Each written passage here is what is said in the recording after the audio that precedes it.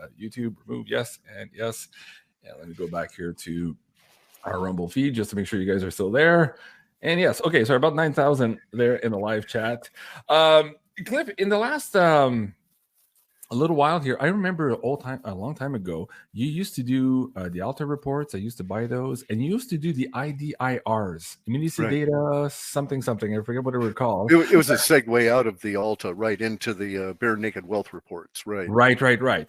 And is it possible now that we can talk about where we're going, because a lot of hoopla has been made about this critical time date of July 15th. Sure. The remote viewers were looking at that also. Have you been able to tweak the data sets right now to look at the immediacy data? So what I did was to run immediacy data. Immediacy data times out, so the stuff that was sent to me in the big DAT tapes, all the terabytes of data was all basically all the immediacy data had been used up, so to speak, by the time I got those tapes. So I've been working off of midterm to longer term.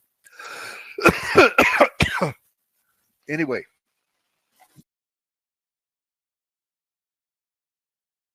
Okay. It took a couple of ivermectin and it's kicking its ass. But anyway, so just too many hours in ERs, right? Emergency rooms.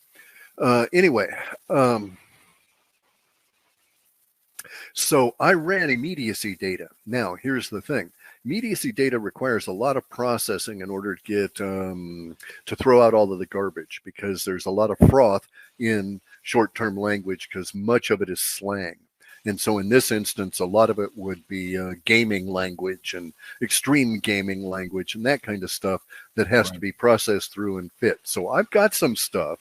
But the reliability factor, I haven't had time to run any of the referential integrity checks against the old data set, because I've been busy. So, and I can't sit with the machines all day and do that stuff. Right. But so I have a bunch of new language that is suggestive, and that in itself could be a problem. But I'll tell you the words, and you can decide how these things suggest to your mind what may be appearing, right? So the immediacy data has an effective range from 0 days, like the day you get it, it appears, out to maybe 3 weeks, right? And it peaks in freshness between 3 and 9 days. And within that, we have our 15th thing here. Okay, so I've got a lot of data that suggests major like life-changing for many, perhaps millions of people, financial stuff happening all in a rush. Now, the vast majority of this language seems to be pointing to China, not the US. We have lots of language about the financial problems in the US, about the banking problems in the US, and so on. But here the language is... The Buffett indicator is at the all-time high right now, too, suggesting we might be looking at a crash. This just made the news earlier today. But keep going. Yeah. Okay, so as I say, it's pointing more for China than here. And a lot of the language is about schism and separation, and then there's all kinds of angst and emotional release language associated with that. So whatever may be unfolding for us on the 15th and the 16th, I think a large part of it is also going to unfold in China, and it will create a very large amount of release language as perhaps more and more significant banks fail. Within this, within the sets, within the intersection of the sets for the schism and so on, there's a lot of language about violence and the need to deploy troops and stuff, and then there's also subsets in there about how that does not go well. Again, though, it's not 100% centered on the US. That latter part is there's a number of Latin American countries that pop up. There's a number of various different areas in China that pop up, as though there's perhaps some kind of a global situation relative to the financial situation, the financial stress in the global system causes a disconnect, a fracturing. And what we're seeing is all the release language as all of these people realize that, you know, everything is being wiped out. And that's really what it does come down to, is being wiped out. Now, on top of that, there's intermediate language for a liquidity fracture. Okay, and it took me some time to build the set for the fracture part. But this would suggest that we're going to reach, and I don't know that this is going to appear on the 15th, but it's within the sets that have the Chinese banking crisis manifesting, or the global banking crisis manifesting, with a lot of Chinese language involved. It's a better way to put it, right? But this liquidity fracture is as though you had a pipe for money, for currency, a giant pipe for currency, and the pipe breaks off. Okay, and there's this instant effect of a big bulge of the currency being pumped out, coming right at the break, and then they shut it off.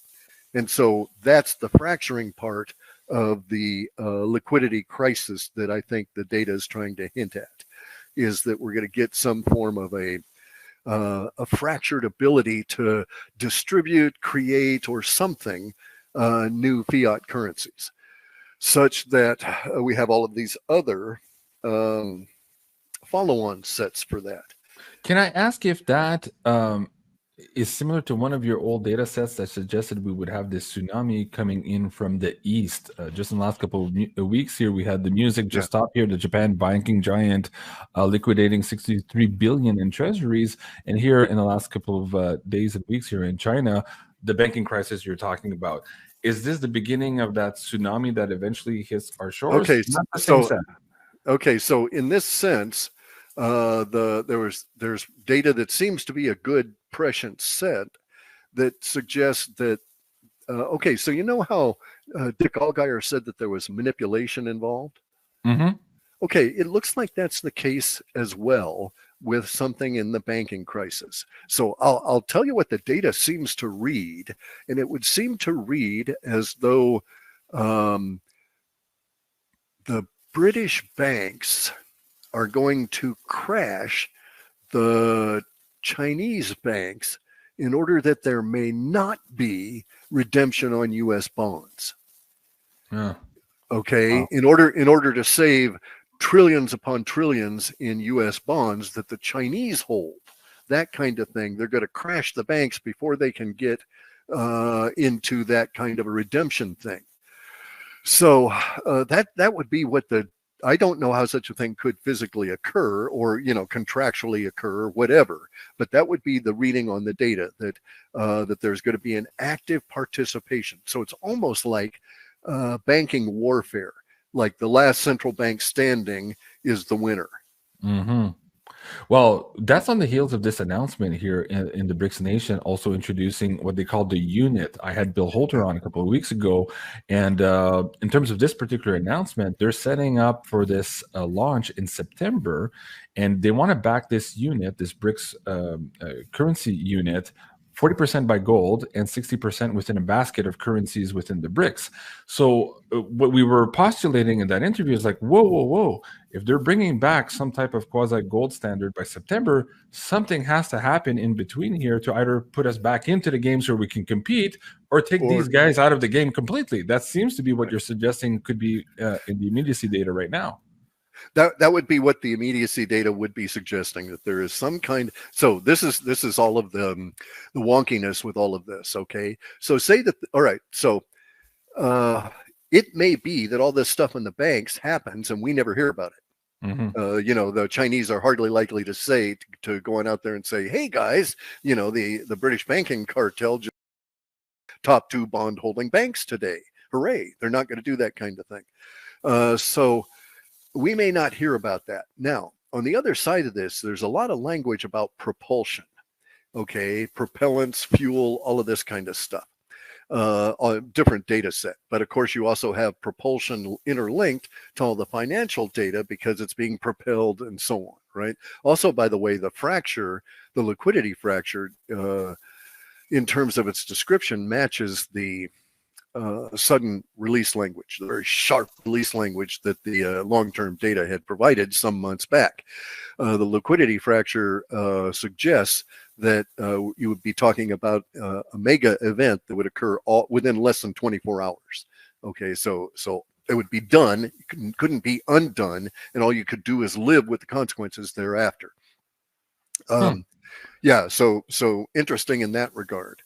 Going back to the banking warfare you just talked about here too, just to put it in the mix for the conversation, the Saudis are threatening also the G7 here. At least that's what's proposed here on Zero Hedge. They're saying that, hey, if you guys use and recapitulate all that Russia money to put back into Ukraine, we're going to sell off a bunch of Euro bonds, right? So the banking warfare is happening at that level as well. And that could be one of the mechanisms by which we reach the scenario you just described.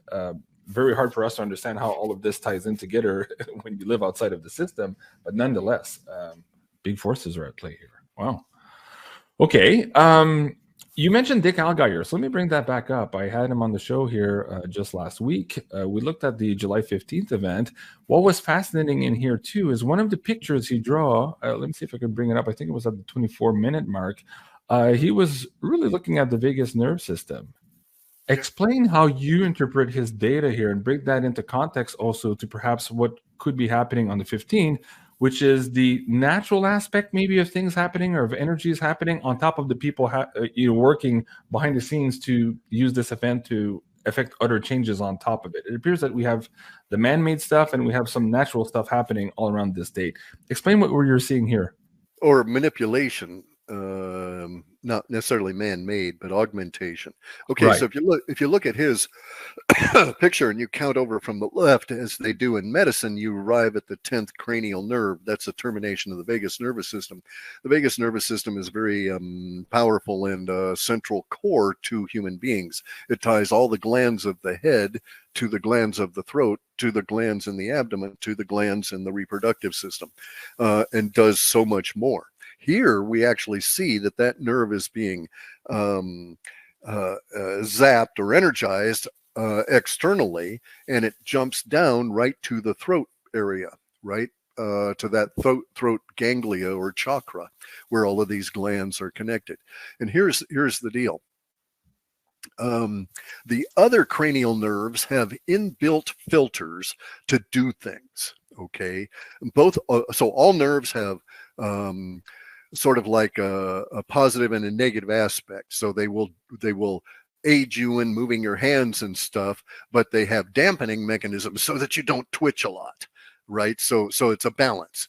So the other cranial nerves there have built-in filters that would keep a specific set of circumstances from happening if they were involved.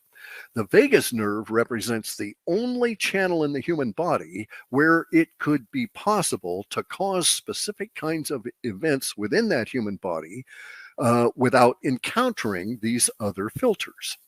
Okay, so you could, if you knew how to do it, and we don't, presumably, you could zap the vagus nerve, induce changes in the throat chakra, which would induce changes up into the center of the brain where you have the hypothalamus, the thalamus, the pituitary, the pineal, etc. And you could induce DMT production at basically any level you want, right? And so DMT is a very powerful drug. And, it's the final result of a Kundalini experience is a DMT rush. Your body dissolves. It's all the same stuff that you get with intense psychedelics of basically any kind. But DMT is a pure stuff that's manufactured in your body. So there's a much more frenetic and a sharper edge to it.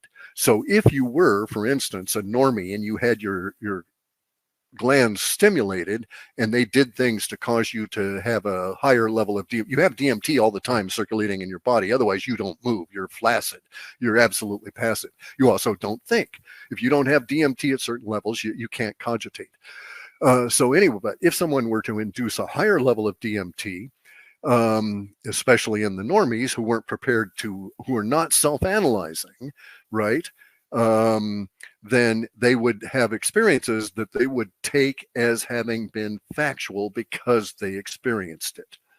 right? So no, you can't tell me I didn't see Jesus, because when I saw him, he sent rays of energy down into my eyes and I vibrated like a stick on the ground, right? Right. Right. So let's talk about this idea of Project Bluebeam. We were hearing Right. that was in the cards originally for Hillary Clinton when she was in power. That had been delayed for quite some time because of Trump's. But now, are you suggesting that this is being played out because there's a timing with us moving into the M9 point? Well, we're past M9. Okay, so here's the thing, right? There you're getting into speculation, you know, as to why they may do things at this stage and so on. Why would you run Project Bluebeam now? And Right. here's where we now have a new issue, especially with all the woo people, right? So this also may contribute to a lot of the alt media falling away if they were concentrating on the woo stuff and not really understanding what they were doing. But here's the deal. Our ability to deal with the novelty coming out of this period is going to be like regulated by our concepts of what's going on. So if you see the world as a complication, you'll react to it as a complication, and you'll be out of locks, or you'll be breaking lockstep with all those people that are now starting to see it as a complexity. And so you will be sort of like left behind.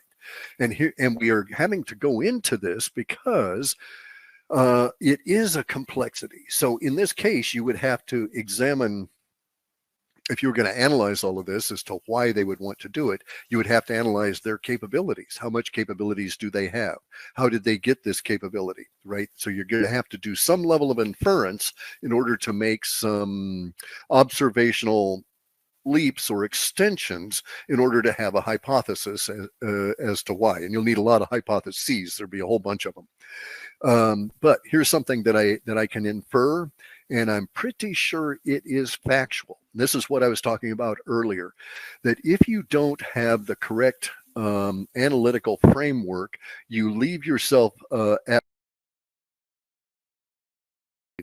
because you are not interpreting the reality effectively. Okay. Right. So just all right. So these other guys use this other physics. This other physics is ontological. It's not grit first. It doesn't bubble up from the grit. It comes down from consciousness. This implies so much to the thinking mind, and that implies it. Okay. Then the thinking mind can also infer so much and develop wise strategies and tactics. But here is something I can tell you through implication and through inference about their using this technology. And we have it backed up by our history. That is, that whoever is using this can read, just because they're using this technology, it tells me that they may not be able to read thought, but they can read intent. And the way that they do it is basically the same way as the Dick Allgaier drawing shows you. Okay, they would reach into your mind and sample the state of anxiety or nervousness or agitation within your vagus nerve, reaching down into your throat to get up into the hypothalamus. And here's the thing. Hypothalamus is a weird little gland. It's kind of like of a cup shape, and various different hormones and stuff going in there. These hormones are oil. All right, in your body, they're actually physically oil. And they have a meniscus. A meniscus is a very essential, delicate, and necessary part of our physical reality. Okay, meniscus on water, on mercury, on coffee, on anything, right? So you break the meniscus of tea by putting in a spoon to stir it, or dropping sugar in to stir it, right? You distort the time components of tea by putting in crystallized sugar more than you do with honey. So there's all these different nuances in all of this kind of stuff. The meniscus on the hormone pockets, if you will, within the hypothalamus, which is this collection point just before distribution into the body, those meniscus can deliver to the person that could read them the level of intent involved in that mind. okay, because it's the hormones that signal action, change, movement, etc. So these beings, because they use this other ontological based physics, in my opinion, probably they cannot read thought, but they very likely can read up to the point of intent. And we do this too. Okay, so Jeff Berwick, the radical anarcho-capitalist dude, he's out there playing vigilante. Yeah, right. Dollar vigilante. He's out there playing poker.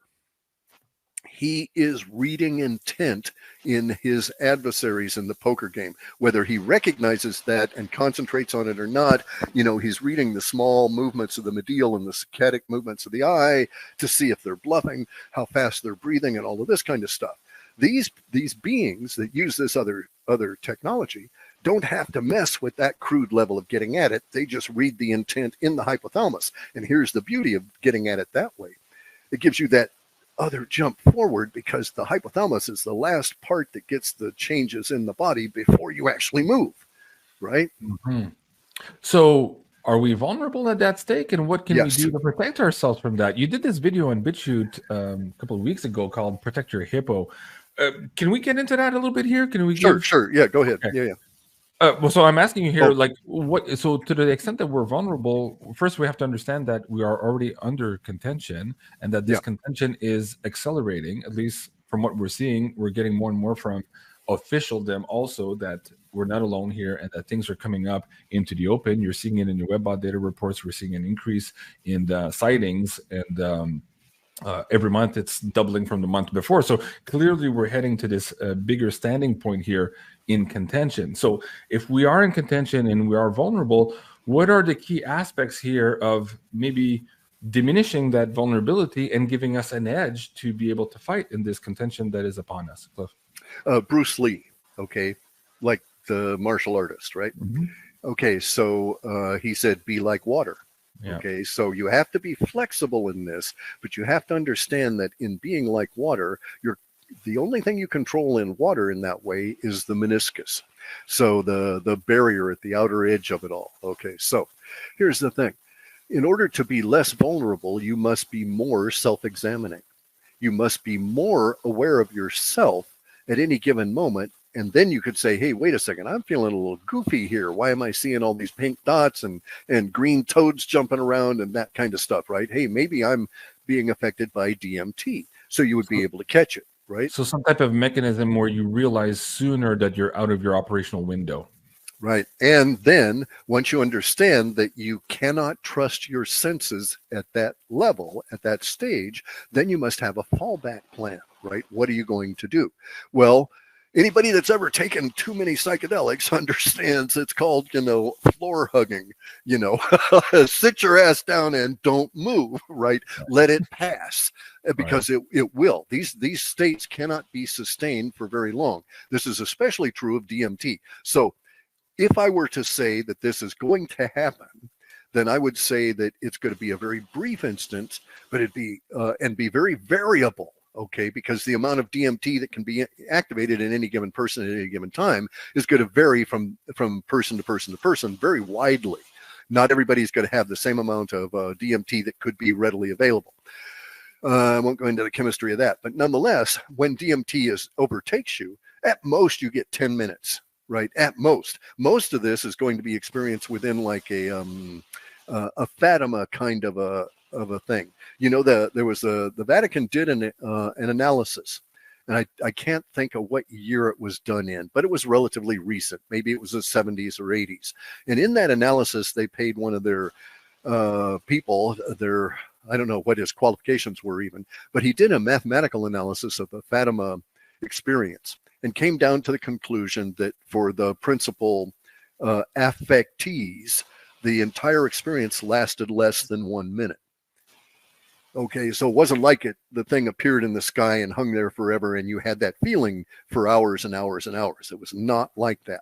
It was a brief flash. I would expect that to be this kind of an event as well, that if they're going to stimulate the vagus nerve at the cranial junction, bypassing the other cranial nerves, and then go ahead and trigger a DMT enhancement of whatever else they're doing, then at most you're going to get for most people, probably less than 5 minutes of actual DMT production. Now, let me be factual and say, for a normie, if you're driving when this is happening, you won't know what's going on in your brain. You're going to be off in Terence McKenna land, bouncing around, all of that kind of thing. So it's very important that if you do feel these effects coming on, you understand what's happening. There was a liqueur. They made it in Switzerland for a while. I don't know if they do it anymore. It was gold based, and they stopped making it. Okay. The effect was, and it was touted that way for a while, and like you can read the ads in like the 30s, like 38, 39. Okay. And they had touted it as a Kundalini experience in a glass. But they also told you, you know, that you can't have this more than once a week, more than once a month necessarily. It was that powerful. And so because they were delivering alcohol infused gold, I would suspect that this was indeed very much like the termination of a Kundalini experience in the sense of that DMT flush. Yeah. Right. Now, okay, so let's move the needle forward. If this is in the cards, so to speak, for let's say mid-July here, is there something we could do other than to understand where we're at, understand where we are introspectively, whether we're operating in our actual window or if we're feeling queasy, we can kind of protect ourselves? Is there anything else like outside of our knowing thyself? Okay, so it may help to wear shungite. Okay. Shungite in contact with the skin has very different properties than shungite just sitting out in your room. Right. In contact with the skin, it may, and I have no real way of knowing, but it may alter the level of intensity of them attempting to get your nerve. Now, as I was saying, though, this is going to be widely variable.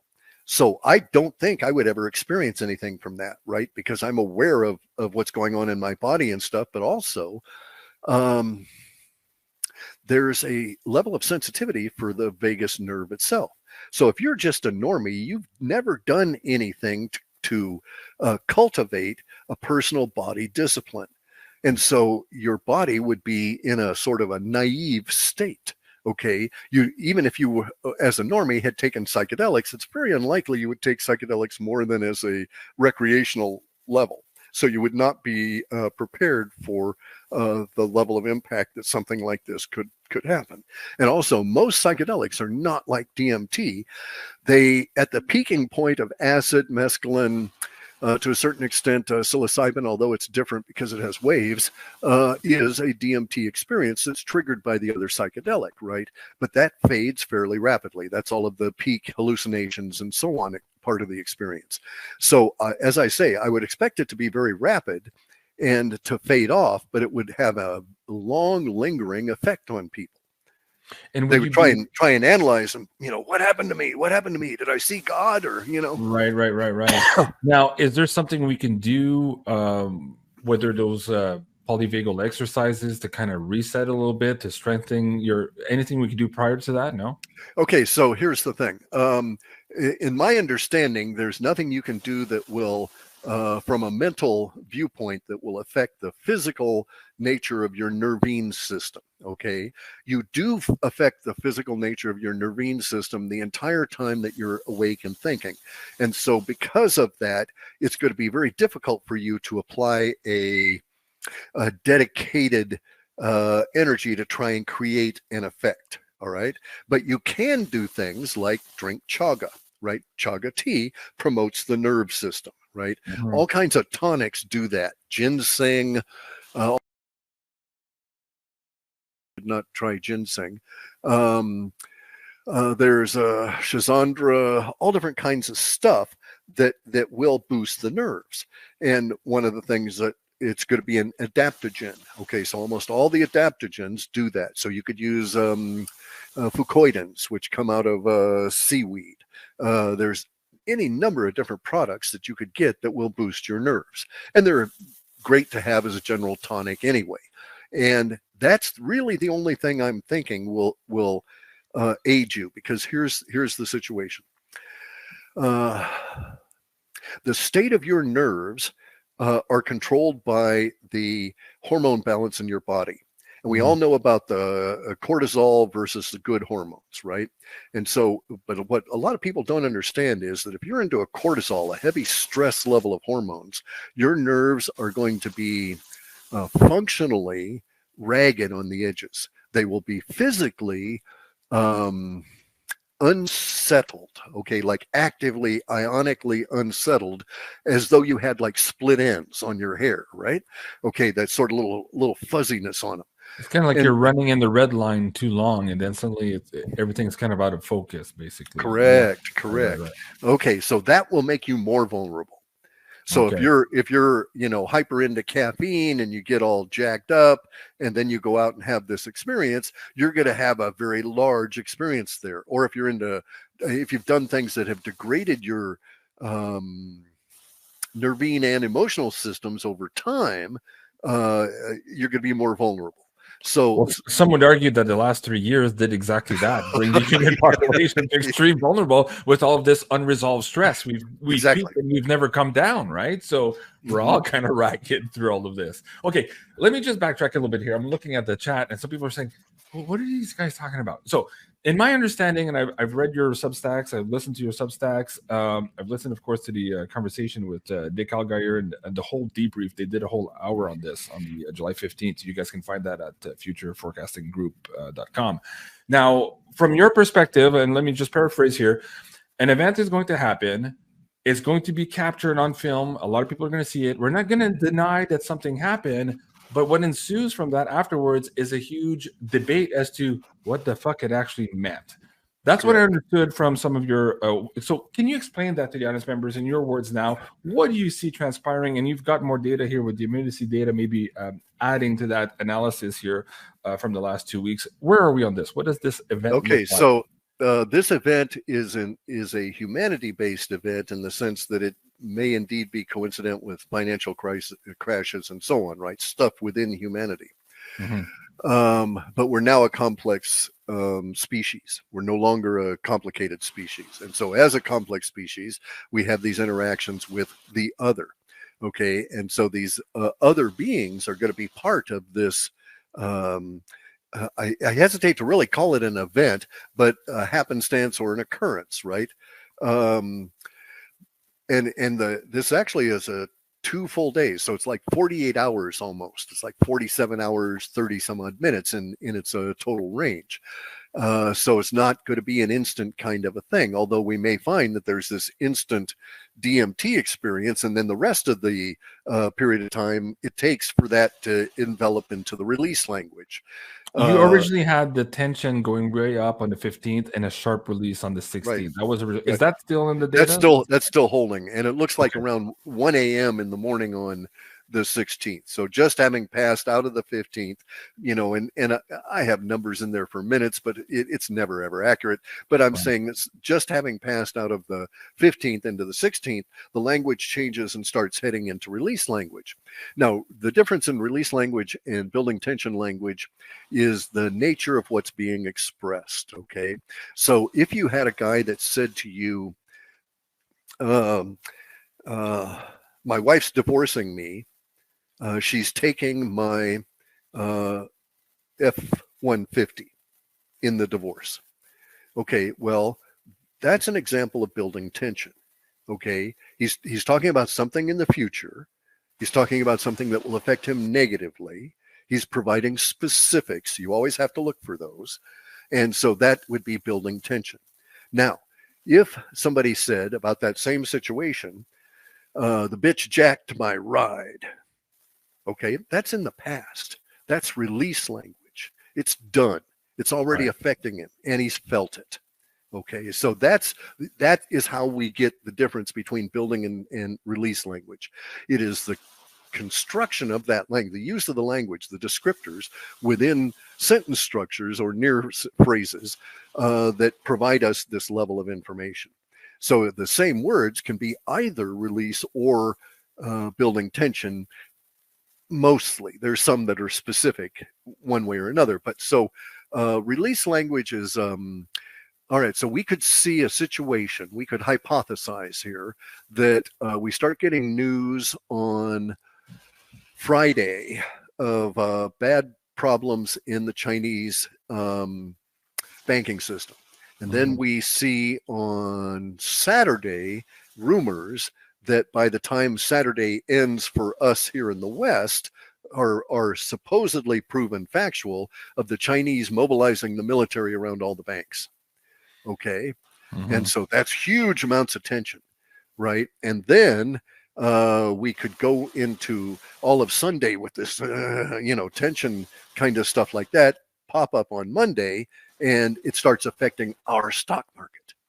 Okay. And so at that stage, the building tension transfers to us. It's still building over in China, then it starts still building here, and admittedly around the world, because so many people are invested in US bonds.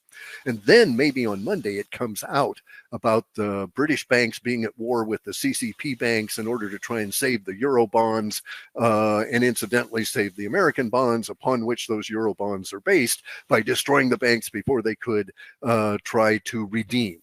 All right.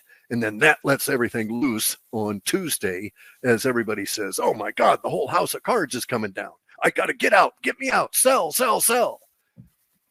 And that would fit. Right. But what you're saying is this seems to be happening in the context of this bigger thing that might be this apparition on top of all of it. Okay. So like, if that wasn't bad enough, folks, there's more. There you go. This is hyper novelty. We never have just one thing to worry about, right? Right. Okay. Right. So in hyper novelty, in the description sets for the period of time here from the 15th to the 16th, I had the financial stuff, I have some level of military stuff, and then I have UFO stuff, right? And the UFO stuff was very interesting because that was where we come into the idea of vast numbers of people taking photos, making videos of the thing, and showing it online and the whole deal. But then everybody says, okay, but what was it? What does this mean? You know? And also, so there is a part of the data sets, as I said, we've got all kinds of, always have anymore, all kinds of military crap in the data. Can I add one component to that too? There's Sure. a question in the chat. Red State Gal, she says, I hope this doesn't cause a stroke in us older people. Hey, count yourself lucky. Right. So because then you won't pay attention to any of the other crap. No, exactly. You won't have to deal with the banking issues. Right. We mentioned it earlier that we're on this unresolved stress for a number of years. We're afraid already. Our nervous system is completely afraid, I guess, to the best word. We're fried. Right? Shredded. Yeah. Shredded, that's a great word. But on top of that, there's research to suggest that a lot of the injectables have some ulterior motives that could be activated at a later date, right? And we've seen the 5G thing and the self-assembling nanoparticles and all of that. The vast majority of that, especially since the early days, relies on evidence whose provenance isn't known. Okay. Right. And dark field microscopy is an art. It's not something you just pick up. I've got 10, 12 microscopes here for various different purposes. You used to work as a microbiologist at a major mushroom farm. So, preparing samples and all of this kind of thing. So anyway, it's my supposition that that's not going to be a big participant, that we're not going to have a But setting aside the self-assembling nanobots or AI, setting that aside though, some of the damage that people have incurred by these injectables, could they be somehow exacerbated by this type of event? That's what I'm getting at. Okay, certainly. Okay, because here's the thing. 5G is microwaves, right? And so if you go to your microwave oven and you take a matchbook or folded pieces of paper and you put it between the microwave oven door and the frame, and you keep doing that until you've got just a fractional part of a millimeter of that door out of alignment, it won't work. Because there's a safety switch in all the microwave ovens to prevent you from beaming microwaves out into the general environment. And yet here we have those same microwave oven beaming things on the top of the 5G towers. And if you go back to Lee Merrick's stuff, she plots the rise of seasonal disease with the telegraph, the introduction of the national telegraph lines, which altered the electromagnetic frequency of all of the planet here, Right. of the land. Now, also, let's throw in something else. I've noticed recently, because I live on the ocean right here, but also because there's reports of it everywhere, the waters, coastal waters all around the Americas, North and South America, are being energized. Yeah, Okay, the we fish got, are acting up really weird. And yeah, all Yeah. over here too. You know, we've got weird beaching situations with fish. You just don't see that. So there's some level of extra energy being pumped into the planet. So now at this stage, then you can say, is that going to participate? And it may well, but here's the thing about that. Most people are not going to be in contact with the planet. They've got insulation in the form of the shoes, right? The plastic shoes. That may also be part of their thinking. I don't know how their implementation of the technology is going to go, but I do know that they're okay. So the immediacy data has this reinforcement for the older data that said that we're going to get photos. Some people will get clear photos of UFOs. Other people will photograph the exact same spot and get a little blur, maybe. And so we'll come up to the idea that some of these ships are maybe shielded, or we're not really sure what we're looking at, or maybe it was the phones. People will blame all different kinds of stuff for the discontinuity of the presentation of the evidence. And so that'll also cause all kinds of controversy here. This part of the UFO stuff may not actually participate in the release language, right? Unless we get a blue beam kind of an event, which is not necessarily going to happen. But it is true that Dick Allgaier did draw the nervous system and to that effect and so on. But that doesn't necessarily mean that it's human done, in the sense that, you know, do humans have the possibility, do we have the technology to subtly deal with the 10th cranial nerves, avoiding the others, because the others will stop the DMT effect? Do we have that capacity? Whereas we probably don't. But we used to see descriptions of such things in the old data about the mind to machine interface with the Elohim and the Anunnaki and the Devas and all of those guys. In my interview with Max Eakin, we were having this conversation about some of the effects of it, and whether or not, because there's evidence to suggest that somehow it also added to the damage of the vagus nerve system. You can go on PubMed and read those articles, right? And in this interview with Max, we were asking if perhaps maybe the powers that be here or the others are somehow trying to switch our frequencies so that we can connect to something else, basically receiving orders from something other than what we currently natively receive orders from. Our brains are just these emulsified, basically antenna for our higher self or for consciousness. Is it possible that that too would be something that they would use here to kind of switch or turn off? Okay, so there. All right, so it's true that the mRNA damages our DNA, and thus by that mechanism damages the vagus nervous system, right? But it seems to me very, very unlikely. Okay, there's no way you can broadcast coherent instruction sets out in a general sense to open minds. So if you've got people whose DNA did or who the mRNA did change them, and they were going to supposedly receive new information from new frequencies, they're not going to, if that's the plan, it's not going to end well for the powers that be. So consider this. The nature of the disruption, apparently, so I'm making an inference from visual stuff, right? The nature of the disruption caused by the mRNA is at a cerebellum level that connects from the vagus nerve over to the other occipital nerves that cause motion.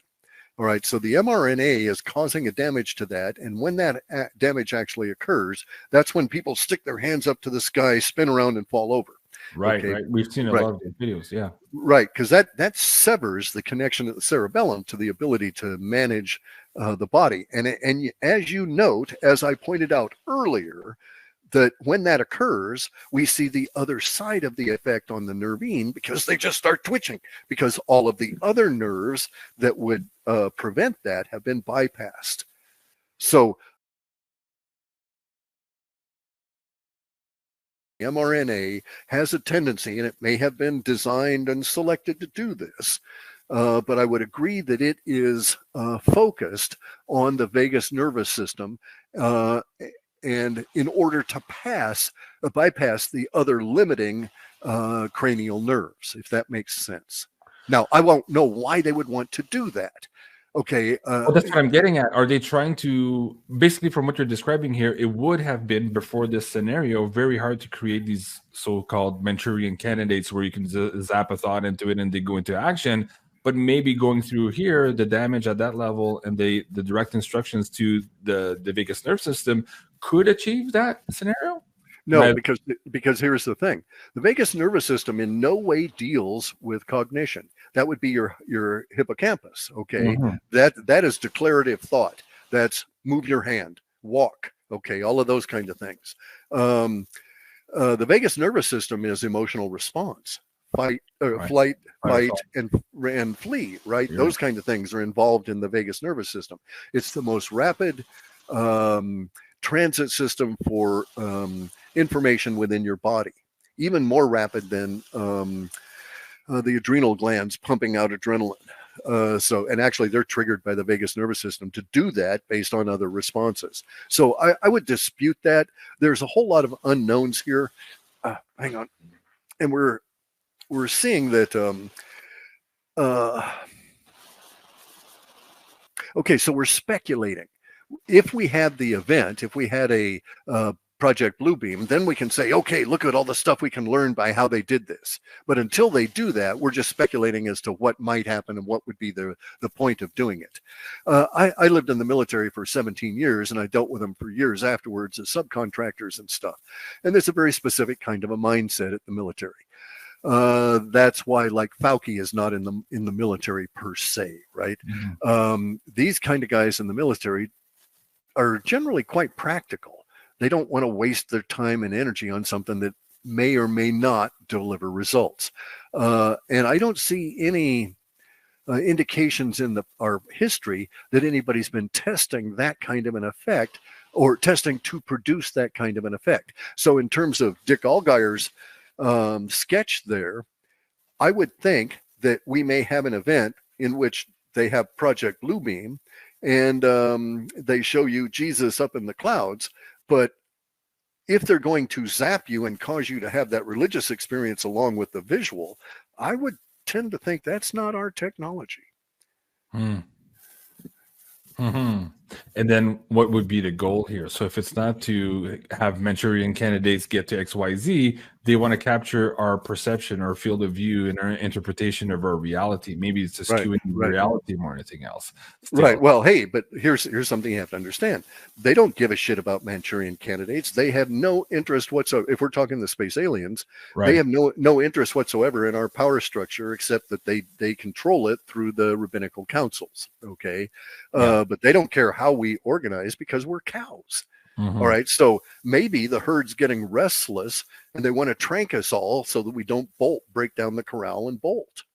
Well, that's what I was kind of getting at earlier with the emanations from Galactic Center. As we become bigger, better, higher functioning human beings, as we get more of these energies, the ability to control us wanes. So is this perhaps a kind of put us back into the box type of scenario here? They're using and harmonizing with some type of energy. Well, they could try, maybe. Okay, try. So they could try. Here's the thing, though. It's my supposition from reading all of this stuff and from our history that the Elohim left of their own accord. There were a bunch of Elohim that left, so they didn't leave all at once. The history that we've uncovered suggests that Earth was invaded by 250,000 space aliens. Somewhere around that number, and that they moved from Iran and India over into Germany, down into the Mideast, and a bunch of them settled in Judea and that kind of stuff. And those space aliens called themselves the Elohim. Whether all the rest of them were Elohim, or whether they all called themselves Anunnaki, or they used different words, who knows? Doesn't matter.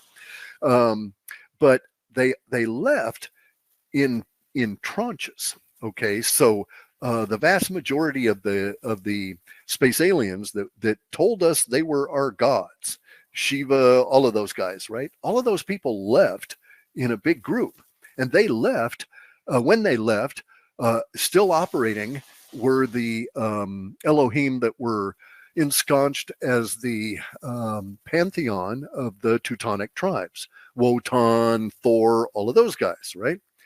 And they left, leaving only two groups still here.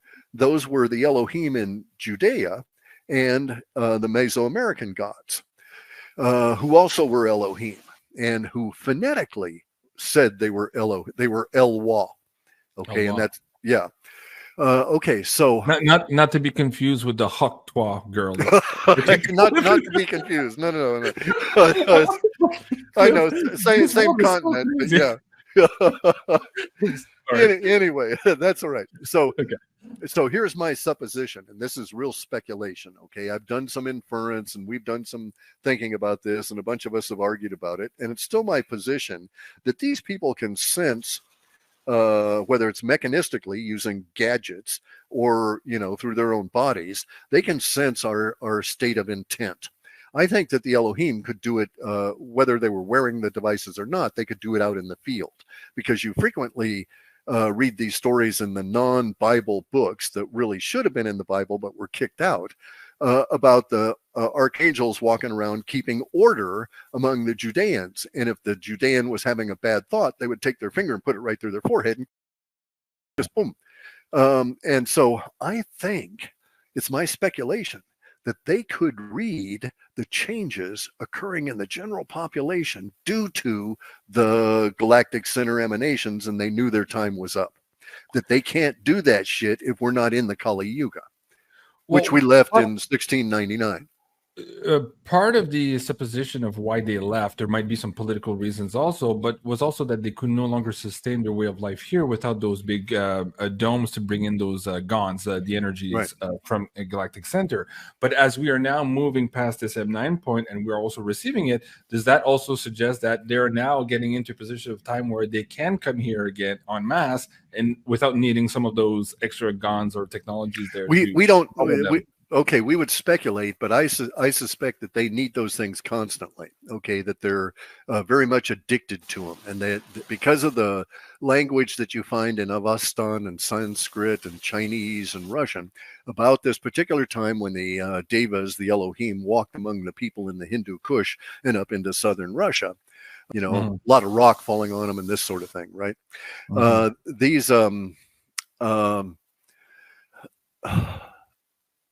Okay, so we start getting back into speculation on a lot of this, but in that language, it suggests that that it was a practical decision to leave, right? And here's the thing about the GONs. These guys, in the language about them being out of it, you get the impression that they stay as drunk as they possibly can, concentrating these rays like you might with a lens. But the more we read into it, it's mechanistic. Okay, they're controlled by devices that are connected to human minds that generate the energy. And they basically use the other physics, whether they are aware of it or not. The Elohim are a bizarre species because they are really quite stupid. They're very brutal, they're very organized, they're very hierarchical, but they're not creative, and they apparently didn't invent much, if any, of their own technology. They appear to be operating on sort of a archaeology or piracy kind of a basis, where they would come across things and take it and use it, right? So they did not like doing their own work. And in fact, that's what brought them to Earth. And theoretically, if you read the Bible, that's why they started engineering on Adam. And 191 years later, they produced him. Okay.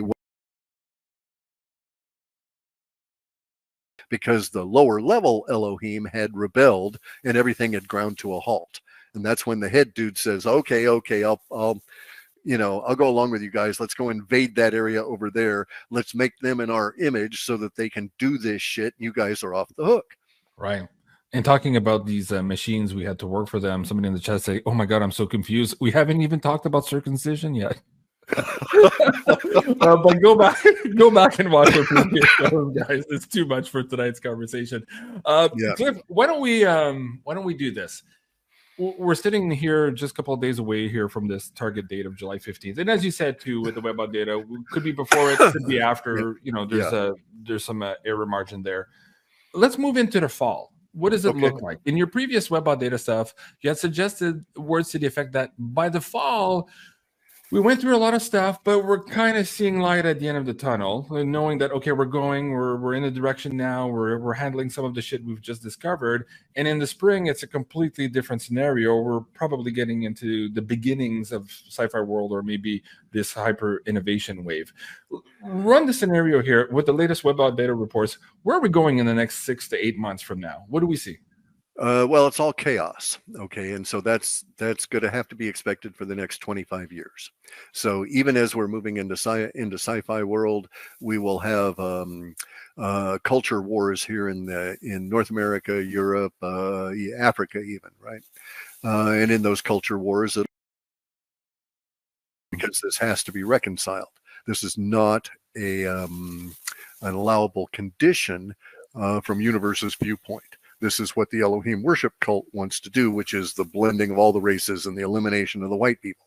And the universe said, nope, that ain't going to happen. And so we're going into this period of chaos. Now, we are at a period of chaos. Can you explain that, the 75 years, the 25 years? I'm just going to do that. Okay. So the yugas are based on math. Okay. And so the Kali Yuga is two 1,200-year segments put together. Right, a descending Kali Yuga and an ascending Kali Yuga, and you go down through the descending and then you come out of the ascending, but that's a total of 2,400 years. Then you go through a predictable hangover period, a transition period that is 300 years. And then the same math applies to that 300 years that affects the next 75 years. And that 1/4 of that 300 years is a 75. It's split into third. 1/3 is the developing chaos. 1/3 is being in chaos. And then 1/3 is climbing out. So we can presume that whatever level of chaos we hit in fall will be exacerbated and grow over those next 25 years. But it doesn't mean doom. Right. In fact, we're just beginning now that second 25 years, and that's correct. Okay. We're actually in the 326th year since the end of the Kali Yuga, the end of the ascending Kali Yuga, and we're in the 326th year of the ascending Dwapara Yuga, which is the Bronze Age. Right. And it'll last for thousands of years, and then there's the Silver Age and the Golden Age on the other side of that. Maybe you'd be reborn in the Golden Age. Might be kind of cool. So anyway, though, this chaos is going to be the kind of chaos that you would see in like Fifth Element movie. Shit just happening everywhere, right? Seemingly unconnected, but of course, and don't forget your multipass. the digital ID they're trying to force down our throats right now. Right. You're hilarious, man. You can't, the simulation is sending you a message. Yeah. That's another thing, right? So Elon has a real sense of humor. He's a grit dude. Okay. He's not a dirty fellow or anything. He's just comes from a gritology world. Yeah. So I don't know that he would appreciate the humor in this, but indeed the simulation is sending us messages because we are part of that simulation, right? Our consciousness derives from ultimate consciousness, which is speaking to us through these symbols and occurrences. And if you learn the language, then you do better because you can harmonize with these occurrences and, for instance, not get involved in a riot, that kind of thing, right? Because you can see where these things are going and your path is elsewhere. Unfortunately, the normies are going to be extremely agitated by the hyper novelty.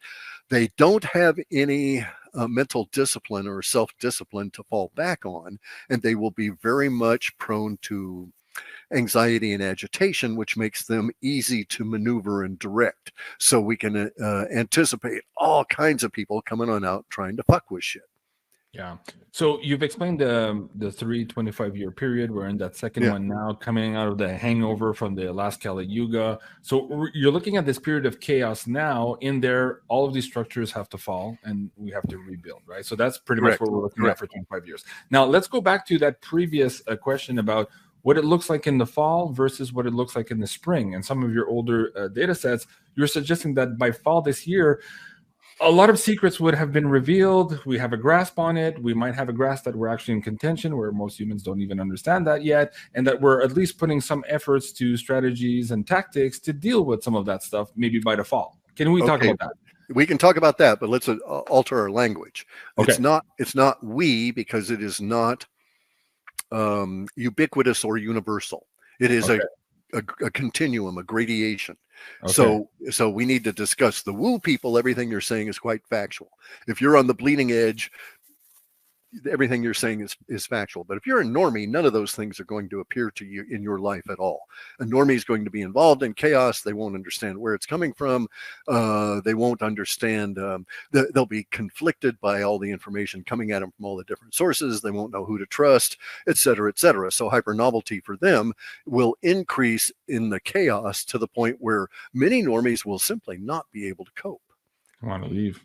Yeah. Is that part of that great leaving that you're seeing? Yeah. But also the great leaving is going to be part of the, all the people that are, they're not an athlete, so they didn't fail right away.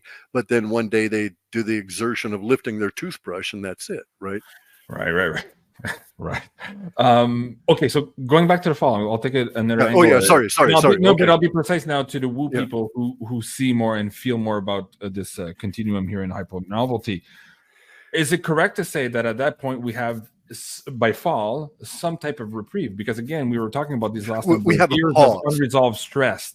Right. Do we get we have okay. All right. So here's the problem, dude. We have a pause, but we don't have any stress relief.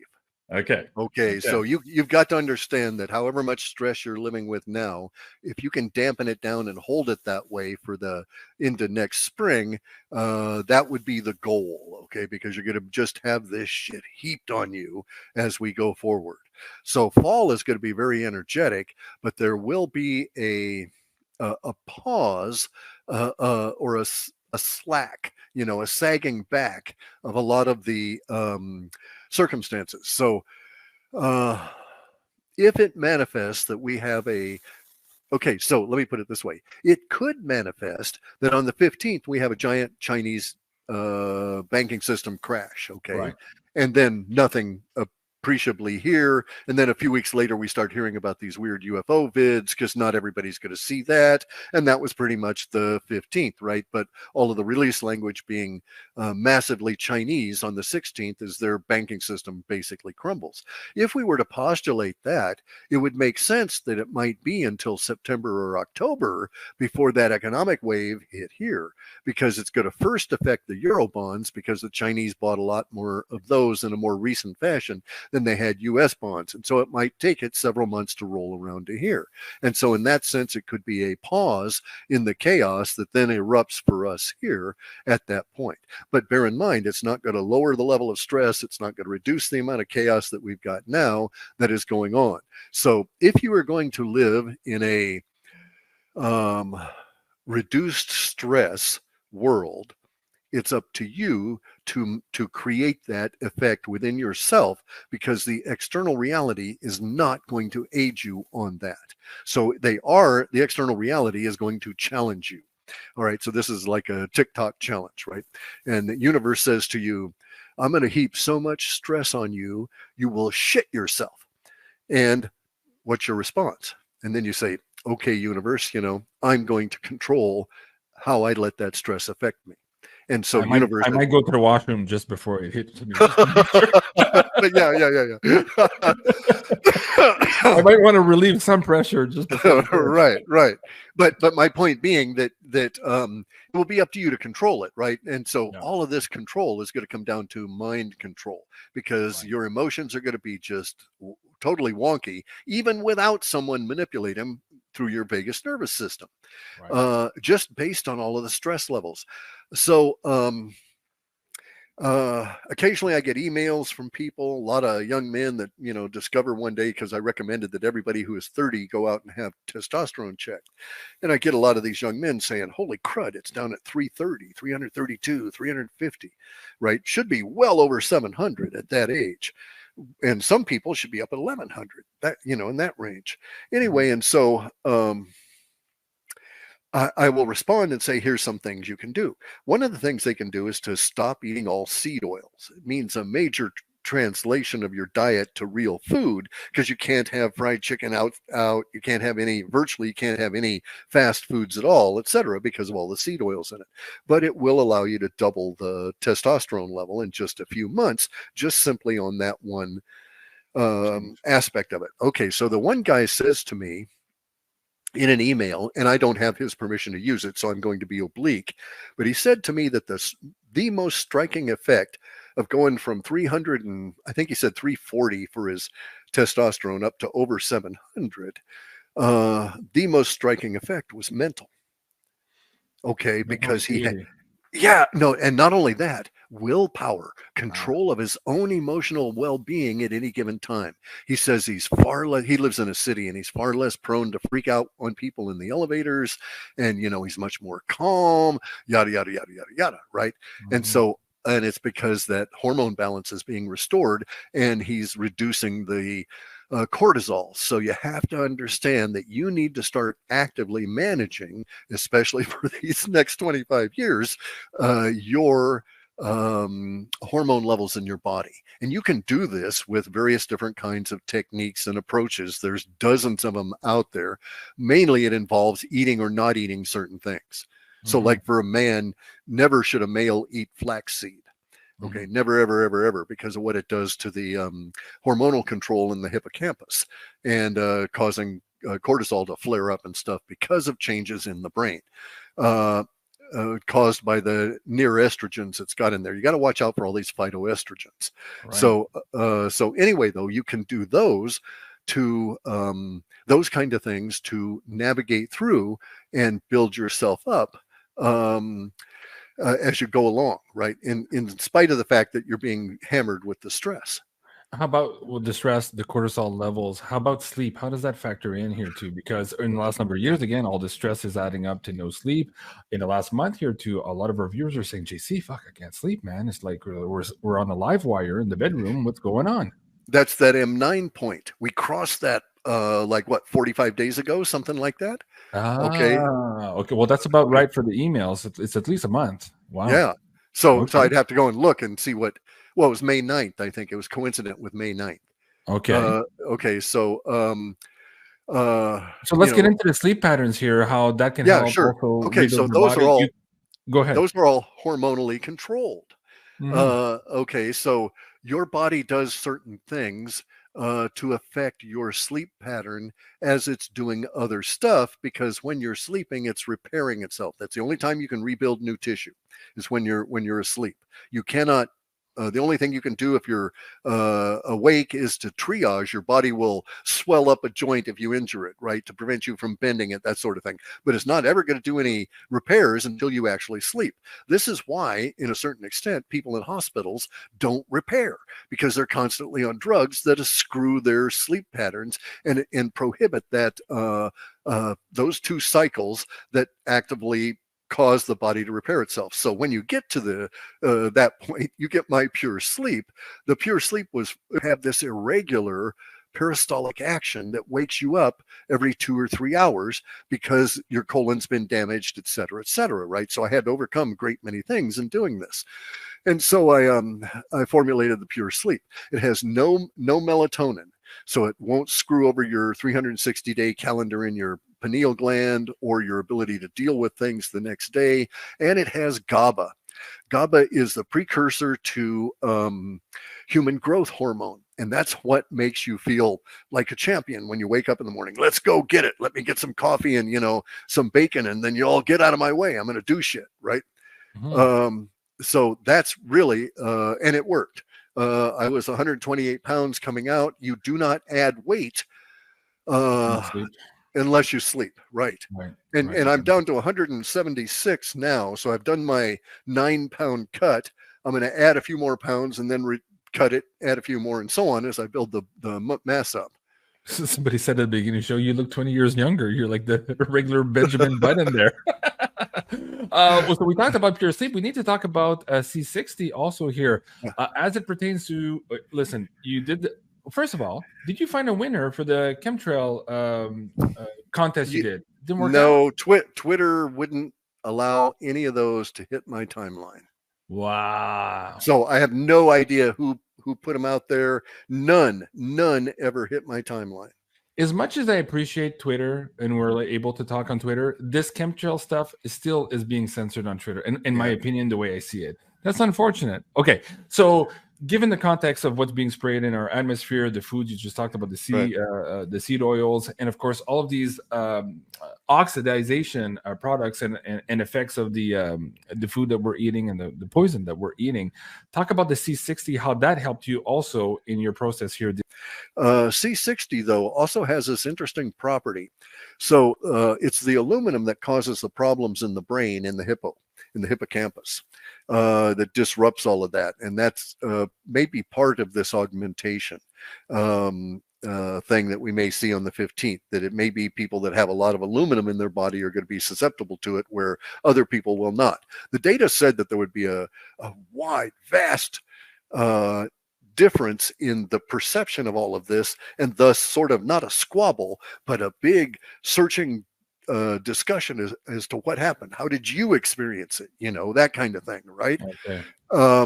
And so the C60 relative to the aluminum in the hippocampus starts the process of removing that. Now, in my opinion, you need to take, now this is the thing about the gummies, okay?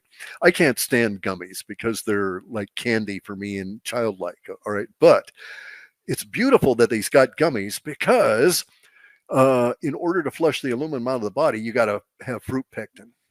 Okay, so you're either going to be taking the fruit pectin in the form of the gummy, or you're going to be taking the fruit pectin in the form of modified citrus pectin or something in order to strip the material out of your gut. Because what the C60 ends up doing, basically all detox does, is to remove it to a point of elimination. Most of the metals are not peed out. Okay, most of the metals go out through the alimentary canal and the colon, and so in order to get them out of there, you don't want them sitting in there because they, if it's slow and sluggish, because they can cause problems at a local level within your biome there, right? Mm-hmm. So you want to get them out by having the gummy material, the pectin, or something along those lines, like modified citrus pectin. Oh, really cool. Guys, I put the link to C60 in the description box below, as well as the link to Pure Sleep. If you guys are interested in that, please do go check it out in the links below this video. Now, we are going to give away some prizes here tonight. We're going to give away some gummies. We're going to give away a Shungite pendant and also some Pure Sleep. So stay tuned. Cliff is going to ask you some difficult questions. And hopefully we don't do a repeat of the Nick Allgaier interview. That was kind of funny. We had so much time. I was like, no, wait, that's not how we do it. Anyways, you guys, if you haven't seen that video with Nick Allgaier, please do go check it out. It was a fun video also. Again, adding more context to this July 15th. Everybody wants to know what's going to happen. And the crux of it all is we're not really sure. There's so much happening at the same time, and we're all going to be perceiving it in a different way. But what seems to be sure is, and maybe you can help me out on this, Cliff, it seems that it's clearly demarking a threshold of some sort for humanity, and future, maybe in a couple of years from now, we'll be able to look back and go, okay. Yeah. And I think what's going on there is that we can use this as a marker for shifting into complexity. Okay, so we'll be able to look back and say we had hyper novelty at the end of a complicated social order, and then we had enough hyper novelty, and then we burst through into complexity. Wow. Fascinating.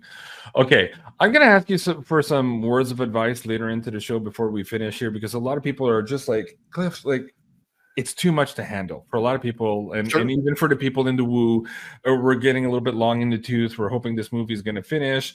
Or you're looking at this and you're looking at the Yuga mass standpoint. It's like, well, it's not going to finish anytime soon. You better get used to it. But in that too, there's a silver lining, because through all of this chaos, there's opportunity. There's opportunities. Correct. If you inform yourself and if you invest in yourself and your information and the way you perceive this world, and you tune that and you fine tune that, then of course the opportunities come. We'll talk about that. Okay. Well, let's also not bypass that real quick, because look, the simulation speaks to you. It gave a dildo to dildo in order that Musk could show us that, right? So who knows what it's going to show to you? So in terms of harmonization, you get yourself all set up, and maybe you've got an interest in, I don't know, financial things, but maybe you've got more of an interest in vehicles, and you end up investing in or creating a new form of a vehicle and end up with the financial stuff. So it's the simulation can guide us through, as the Cathari say, you know, universe provides and guides. Right. Yeah, fascinating. Just, you know, hopefully it doesn't have to do with dildos. I wonder what's in the karma of those people living in that house. The universe is telling them something. I don't know what to hear. Right. Okay, Cliff, let me point our attention to the live chat. We've got about 14,000 or so there on Rumble, and up here on Twitter, another 6,000. Holy shit! So that's 20,000 people watching us live. I want to do something with you. I went to a concert the other day. Let's see if I can find that link to it. Hold on a second here. I had it on the screen 2 seconds ago. Okay. And there was 25,000 people in the concert. Let me just see if I can play this for you guys. So in comparison, we've got about 20,000 people watching us live on the show. This is 25,000 people. So imagine, Cliff, everybody watching the show here tonight. That's kind of what it looks like. Isn't that mind-boggling? How the internet, like how that is our world. Yeah, and hey, no porta potties. No, there's just a few on the side. Yeah, it was a tough crowd. You just gotta hold it in. All right. So let me go back to the live chat here. Big thank you to all of you watching us here tonight. Cliff. Okay, so typically I ask my guests to ask the audience a question, easy question with a one-word answer. Sometimes it has to do with people and dates and all that. But with you, I want to go a little bit deeper. You're kind of the master old school Zen type of guy here. So I wanted you to have to make the people think here tonight a little bit. What would be your first question for your audience members? Well, we'll give it away right now. Hold on. We're going to start with the pendants. This is what we're giving away now. Cliff, go ahead. Okay, so what is it you have that once you have it from that first minute can never be taken from you? You'll take it with you to the grave. Ooh, that's a good one. I think you asked that question on your Twitter maybe 6 months ago or a year ago. That's a good one. So we'll see if people are paying attention. Repeat that question, Cliff, here while it populates. Okay, so what is it that you have once you possess it, even for a minute, it can never be taken away from you, and then you'll take it with you to your grave? Whew. A lot of good answers there. Well, I haven't seen it yet. A lot of people are saying soul, knowledge, intuition, consciousness. No. Amazon. Right. Spirit, soul, knowledge. You want to give a hint there? Kundalini? No. No, see, there's the thing. Well, what kind of a hint? You know, it's a one-word answer, really. Okay, so here we go. It's the translation of Masa Katsu Agatsu into English. If you guys look at that, you'll find the answer. Cliff, are we asking too hard of a question? I think maybe so. Yeah. Okay, guys. Well, how many tries or how many responses did you get the last time you asked this question on your Twitter before you got the right answer? Do you remember? Not that many. No, right? Oh, okay. Wow. Hang on. Okay, got a phone call there. Yeah. Okay. So guys, while Cliff handles that phone call here, just hold on a second here. I want to let you know also that Carla, currently on Ascension Organites, is having this summer sale going on right now. 25% off all of the Shungite bracelets and pendants. So if you guys are looking for that, you go to ascensionorganites.com, and also 15% on all of the pyramids there. And the code is summer24, and that's at ascensionorganites.com. And this, of course, is the pendant we're trying to give away right now. So let me go back. Oh, I think I saw the answer. Hold on. Cliff, are you back? Can I hear you? Yeah, I'm back. Let me see if I thought I saw one. No. You have to go ahead, Cliff. I'm looking for the answers, guys. No. Oh, no. Close. I don't see the answers, guys. Okay. Well, I'll scroll back down to the bottom. Hopefully you guys, one of you gets it. We're going to have to give a clue somehow. Maybe we'll give a first letter. I haven't seen it yet. Cliff's still on the phone there. Okay, he's coming back. Hold on. Cliff. Can you hear me? Yeah, I can hear you. Okay, I've got to go. You got to go? Right this second. Yeah, okay. I've got to do it, dude. I love you, man. Have a great night. We'll see you soon. Take care, Cliff. Bye.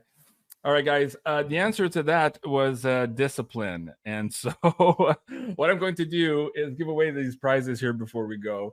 A big thank you to Cliff for joining us here tonight. So why don't we do this? The next prize. Well, why do I do this? Okay. Okay. So we'll go to this here. I'm going to give away a bottle of Pure Sleep, those little bottles of Pure Sleep, the strawberry version of that too. So I'm going to ask you a question now as to what day are the Beyond Mystic staff returning from vacation? Try to give away this one quickly here for you guys. What day is the Beyond Mystic staff coming back from vacation? July 14th. There you go. Mrs. Rear Freedom Fighter, you're the winner here of the Pure Sleep concoction from Clif-High. If you go to beyondmystic.net, top of the page here at the About section, just send me an email there through the tech support form. Let us know you're the winner of the Pure Sleep, and we'll get in contact with you to get your address and have that mailed out to you. So big congratulations to you. Next one here too, we're going to be giving away now some C60. So for that one, okay, so going back to the yugas of time, what was the period of time, the block that we're in now that we've just entered? How many years is that block specifically? So I've just mentioned that a few minutes ago here. 25 years. There you go. April Alfie 1. Congratulations. You're the winner. So again, send me an email here. We'll get your contact information to send you this Pure Sleep product. And last but not least, we have to go back to the Shungite. It's a good question for you guys here. Well, the answer to Cliff's question was discipline. Once you've obtained that for yourself, nobody can ever take it away. Self-discipline. I think that was a really good question as well. Okay, and so what show did I see last Saturday? I went to a concert. Who was the artist? That's going to be the last question here for the show guide. What show did I see last Saturday? I did a video about it on my Rumble feed. There you go, 50 Cent. Okay, hold on. First one here. Kyle Assad? I'm not sure how to pronounce that. At any rate, you're the winner of the Shungite pendant. Thank you so much, everyone, for joining us here tonight. Really love doing this show. Cliff told me at the beginning of the show that he was expecting a very important call, and that's why he was wearing the headsets to make sure that he can have that call in his house here during the show tonight, and that he could have to jump because of it. So that's what's happening there. We'll soon have him back on the show, of course. As always, Cliff is a big favorite here on Beyond Mystic. So thank you so much, everyone, for joining us here tonight. Please leave a comment in the comment section below. Let us know if you understood this episode here today and perhaps what questions are coming out of it. We might have to do a part 2 and come back to do a deeper show on this, not just the July 15th event, but generally speaking, hyper novelty and us entering into this world of complexity and how that's going to completely change humanity here moving forward. So together, understanding the nature of the transition we're going in perhaps might give us the abilities and the tools to go through it in a much more harmonious way, and also to find the opportunities through all of it. So a big thank you to all of you watching here tonight. Don't forget to join us tomorrow. I believe it's at 4 p.m. Eastern. Yes, the Rumble edition show of the Beyond the News with Jenny and I. That's going to be at 4 p.m. Eastern tomorrow here on Rumble again. And while you're there, actually, just before I go, I wanted to ask you where you're watching from too. We started this show. We were originally supposed to start this show at 5 earlier today, and I do apologize for that. Cliff had asked me for 5 p.m. Pacific. I understood Eastern, and that's why there was a confusion there. So my bad. My apologies on that. That was completely my fault. It was supposed to be the 8 p.m. Time slot. So before we go, I'd like to ask you, where are you guys watching from? Yeah. Take a quick poll to see where you guys, Maine, Tennessee, Toronto, Bulgaria. Wow. Okay. Calgary, Michigan, Seattle, Quebec City, New Orleans, Kentucky, Sherbrooke, Las Vegas, Toronto. So I've got so far most of the North America up here. I'm looking to see if we're getting more, although it's getting a little bit late in Europe. We might be getting people in Australia already. It'll be early enough in the morning there. Indiana gets no. Brisbane, Australia. Okay, there you go. Yeah. All right. Cool. Wow. Again, guys, thank you so much for being here tonight. It was a great show.